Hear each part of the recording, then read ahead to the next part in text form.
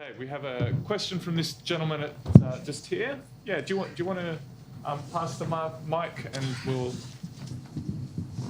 test.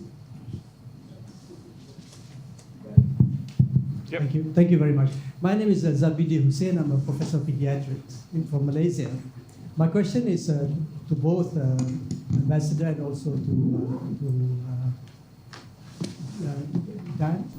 Yeah. To Dan. Yeah. I work with children who are handicapped, physically and mentally handicapped. And I'd like to know whether, and in the spirit of equality of education and so on that Ambassador has mentioned, and also to them, what have been done to address this particular group of children? They may be handicapped physically, but mentally they are good. I have not seen so far much work, I may be wrong here, much work on AVR addressing those particular children. So I appreciate your assistance. I don't know about that.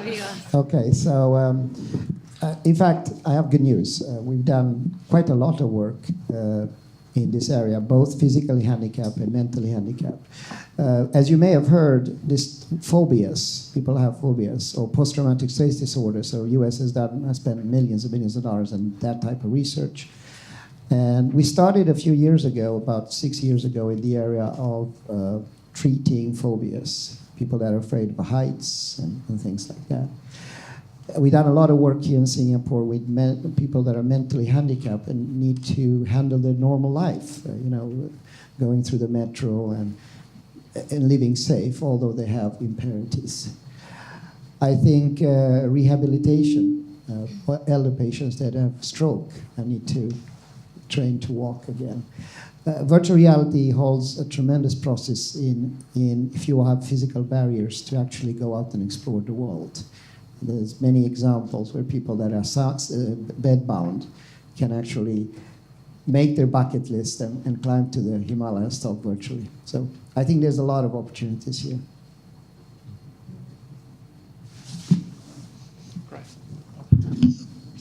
I'd just shortly like to add that of course, like we are more going to the ways of personalized learning, and this is facilitated by the technologies and by the AR/VR, so that you can actually include people with the handicaps in the normal learning spaces, but then approach their learning process by these personalized methods.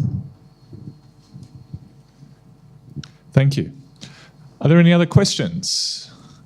I think there's a lady at the back there. If we could rush a microphone to her.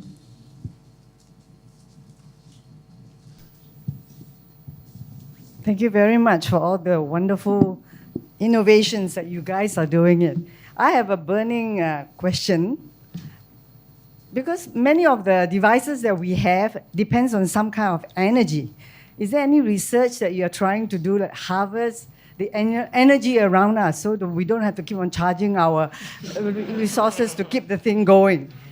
That's question number one. The second question I have is, all this technology is very good, but how do we embed the soft skills of values and the human touch with interacting with technology?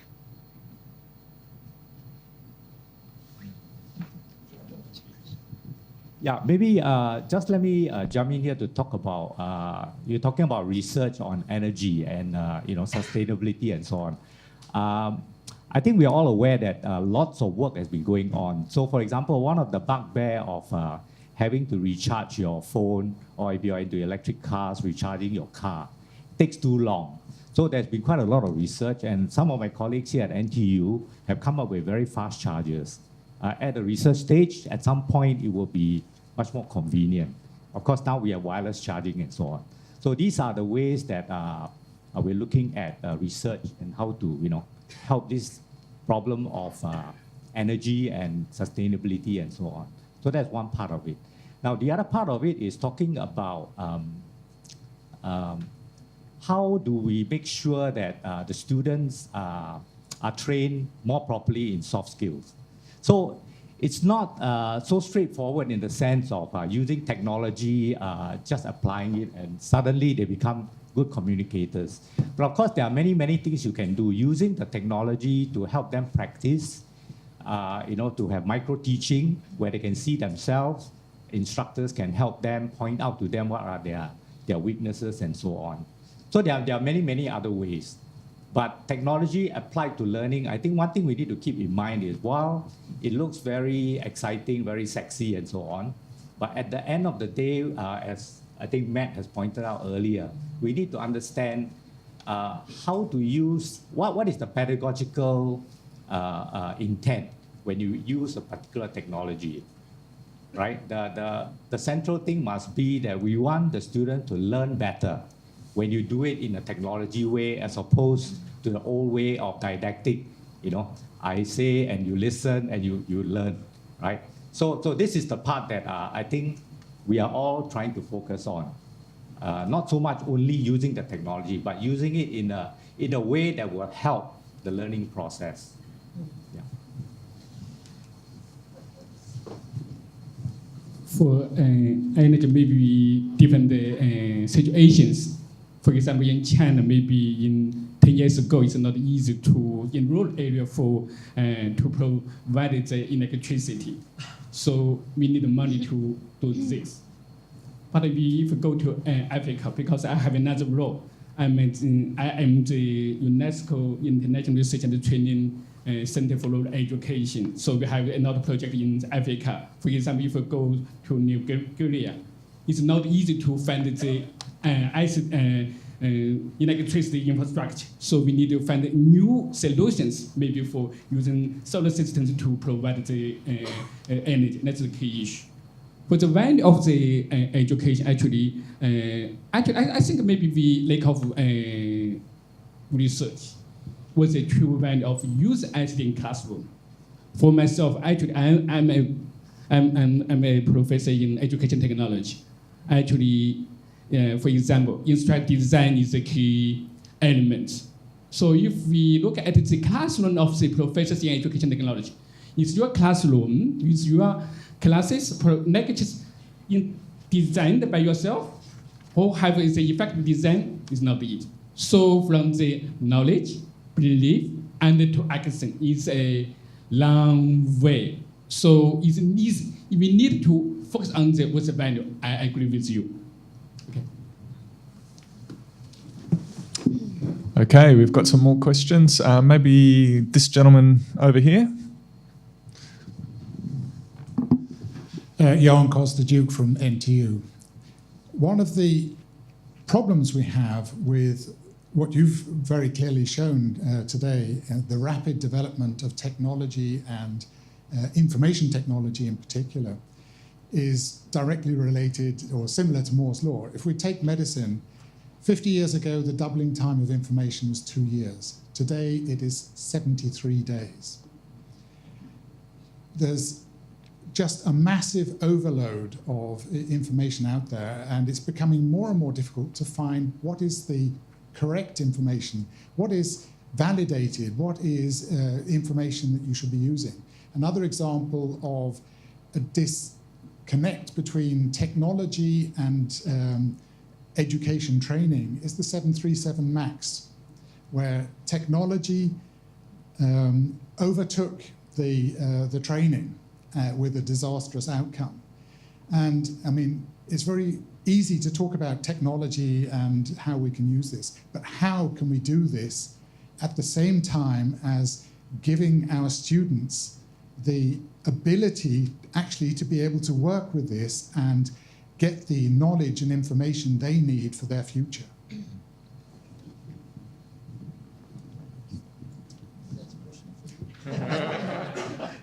Yeah, that's a very important question, really. And I think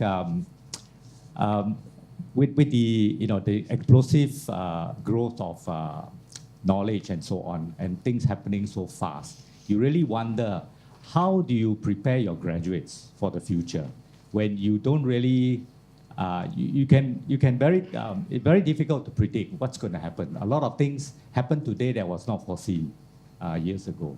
So how do you do that? And then with more and more knowledge, as Dan has mentioned about new knowledge coming on, if you just teach the old thing and you insist that everything is important, and there's a tendency for professors to be like that, because to them, what they know is the most important thing, and all my students must know it. But at the end of the day, if you ask all the graduates, I think most of them will tell you that they do not use very much of what they have learned in school, right? That's what we found out. So the thing is how to enable them to have enough so that when they go out, they can function. And this is where I think technology can be a great helper, because you now think in terms of how to provide the necessary knowledge and training at just the right time, something like just in time, all right? So students get to learn what they need to know, and they have to continue learning. And that's why continuing education is so important. Because today you can never be prepared, for the longest time. Unlike the old days where perhaps you go into one career and that takes you all the way, until you retire. Today that's not possible because of things changing so fast. So with the IT and so on, where you can then put material online for students to access as and when they need it, as and when they have to do it, but at the same time, you train them in other aspects where machines can't take over, the soft skills, the ethical dimension, which sometimes is not emphasized enough. Things like that, we still need to continue to train them. So training the students with a basic set of skills, a basic set of knowledge, and allowing them to come back to continuously refresh themselves. I think that is the way that we can help our graduates to be prepared for the future. Any other questions? I think you had one here. Great, yeah. You'll be fit by the end of it. Thank you. My name is David Malapo, consult for many governments in Africa. Question, are the universities relevant today, or are we moving now to the technological universities?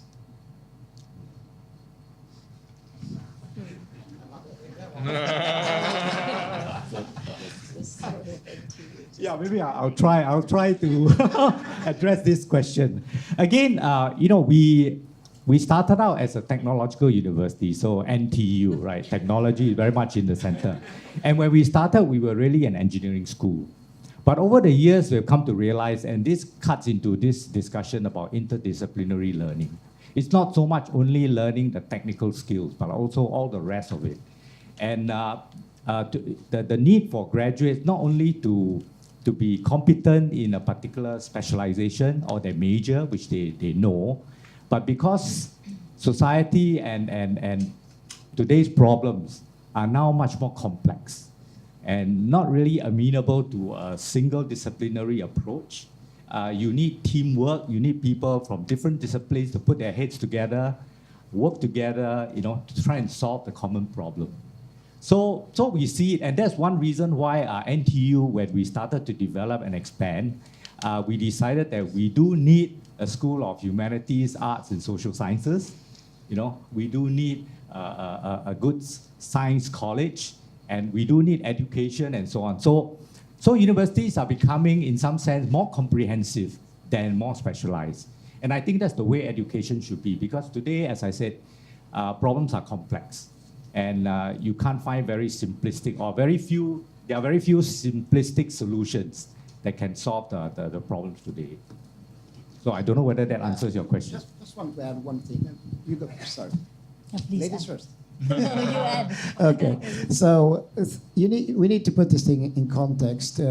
It's not about technology university versus pedagogical. It's both, because if you try to do one or the other without putting them together, you're going to fail. So very practical. Think about this technology as a sandbox that you can put people in context. We have probably the largest library on virtual reality labs, So nuclear power plants, oil rigs, things that cost millions of dollars that you cannot really bring into the classroom, but you can do it virtually. I mean, very practical. But it's up to the pedagogical aspect, how you use this tool. It's a tool, right? Think about the ability to cross time and space. Think about the ability to bridge man and machine. All these things are tools, but we have to adopt them. And I would say a little bit something that may not please everybody, but it's not so much to teach the students, it's more to teach the teachers. That's because the students are already there and they're ahead. We need just to align ourselves with them. Okay. Yes, just to continue with an example from Finland, like for the people of 5.6 million, we have 14 universities and 24 universities of applied science scattered around in the country. And during the last 10 years, they have started to make them bigger entities. So like Aalto University is an example of where they brought the Helsinki Technological University, the business school, and the arts and design school into one campus and made it to Aalto University. So like combining three, they have done the same in different art schools, bringing them together. Because I think like as the problems are so wicked and we need like new kinds of thinking in finding solutions, so you also need teams and teams with very different kind of skill sets. So when you bring the people like physically together, now in the Aalto University, they have already started like bringing high schools to the same campus. So even like high school kids can interact with the university students and can use their labs or so that they get these like bigger entities with different ages, with different skill sets and with different kind of methods to prepare for the future. So, and this also happens in some other cities, like in Tampere, they are doing the same, bringing different entities, different schools together for the future skills. I think we have time for one more question from the audience, and this gentleman over here. Hi, I'm Marek from NTU. So I think some people feel a bit kind of burned out by the the overwhelming amount of information and being hyper connected all the time. And I think many students, they start to get small panic attacks when they cannot look at their cell phone for 5 minutes. So how do you think this is going to fit with the increased like technology in the classroom? I mean, are we really going always in the right direction by just throwing more and more technology and more connectivity at it?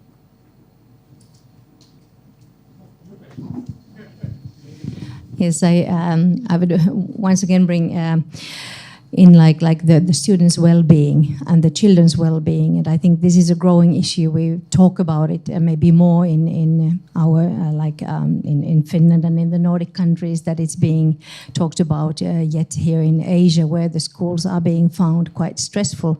And when you just increase the screen time of kids, like there is a Finnish educationist called Pasi Salberi, who is a frequent visitor in Singapore, and he was giving a speech in the Hua Chong Institution Centennial seminar, showing how the added screen time has actually increased the ill-being of the young people, and I think it goes for the adults as well. But and there are the new WHO sort of recommendations that that would decrease the screen time of the kids, so that anything beyond 5 hours per 1 hour per day for under 5-year-olds. Okay, but I think with the methods like the AR and VR are bringing, it's not like looking at the screen, but it is actually bringing new elements to the classroom, and then you can also combine it with the sort of the team skills and with the social skills that are so important. I really find for the young children, it's most important to teach them the basic life skills and the basic team building and their own sort of self-esteem. So not just academic skills at a very young age. So, well, maybe somebody wants to add. Actually, using ICT, even using mobile phone in the classroom is a big debate in China and also in other countries. Two extremely opinion. One is, if you change the classroom, just use a mobile phone. Another opinion, the mobile phone will damage this generation. So it's a debate. Actually, the problem is, if we not use new technology in the classroom, for example, online education, using some learning apps, some shared education, maybe in Western countries have the shared education means training outside the school, using ICT to promote the learning. For example, learning language. In China, some people learning language use apps, and some people from the America, from England, even from Philippines to online to support the learning. It will be very, very effectively. So it's a very, very big gap. So we'll be enforce the classroom change. That's the problem. If we use isolated classroom, for example, with so many equipment here, if not smoothly, I try to equip the devices, I will forget the student in the classroom. That's also a problem. So the problem is depends. So we need to consider how to balance the use or not use. So maybe 10 years ago we used digital divide. Now maybe we use another term, digital use divide. We need to consider what's the new trends we need to consider. That's my answer. I just want to emphasize one thing. It's up to us to decide what we do with those tools. I see a very dark future where people, I see, are exposed for social media, and we see the backside of that, where they basically, we are hacking humans to extract information so we can sell them more stuff. Or we are using this for excluding certain groups or creating extreme opinions. So I think it's very important that this type of dialogue that we have here, where technology has a responsibility, so has governments, and so has academia. And we can determine whether I'm using my augmented reality to explore Mars or to go into some very negative discussion on social media. And we can guide the technology in one direction or the other. And that's why I'm happy for this type of dialogue. The technology in itself can be used for anything. Thank you. Great. Yeah, so I think that's unfortunately all the time we have for questions, but I'm sure that the panelists would be willing, if you catch them in a break at some point, to continue the discussions. Can we all please thank the panelists for their expert insights into the topics that we've been discussing?